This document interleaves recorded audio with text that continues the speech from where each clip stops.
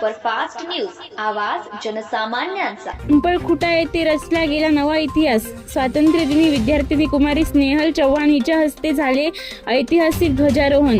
स्वातंत्र्य दिनाचे औचित्य साधून पिंपळखुटा तालुका दारव्हा गावाने एका नवा आणि पुरोगामी आदर्श समाजासमोर ठेवला आहे। गावाच्या इतिहासात पहिल्यांदाच जिल्हा परिषद प्राथमिक शाळेची गुणवंत विद्यार्थिनी कुमारी स्नेहल प्रवीण चव्हाण हिच्या शुभ हस्ते मुख्य शासकीय ध्वजारोहण संपन्न झाले। एका शाळकरी लेकीच्या हातून तिरंगा फडकवून ग्रामस्थांनी स्त्री शिक्षणाचा आणि सक्षमीकरणाचा खरा गौरव केला असून या ऐतिहासिक क्षणाचे संपूर्ण पंचक्रोशीत कौतुक होत आहे। शिक्षकांच्या मार्गदर्शनाने घडली पिढी।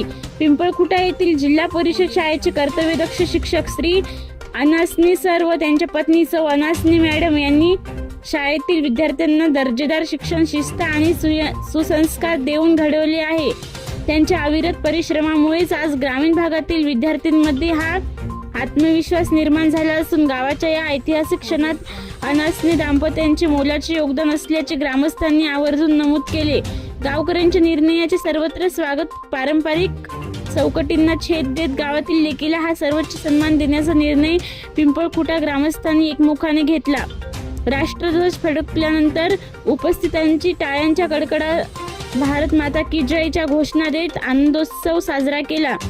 यावेळी गुणवंत विद्यार्थिनी स्नेहल चव्हाण हिचा तसेच मार्गदर्शक अनासने सर व अनासने मॅडम यांच्या ग्रामस्थांच्या वतीने विशेष सत्कार करण्यात आला। हा सत्कार दिव्यांग सेलचे जिल्हा प्रमुख जगदीश चव्हाण यांनी केले। या सोहळ्याला गावातील ज्येष्ठ नागरिक, युवक, महिला भगिनी तसेच ग्रामस्थ मोठ्या संख्येने उपस्थित होते। महाराष्ट्र सुपरफास्ट न्यूज साठी देवीचंद राठोड।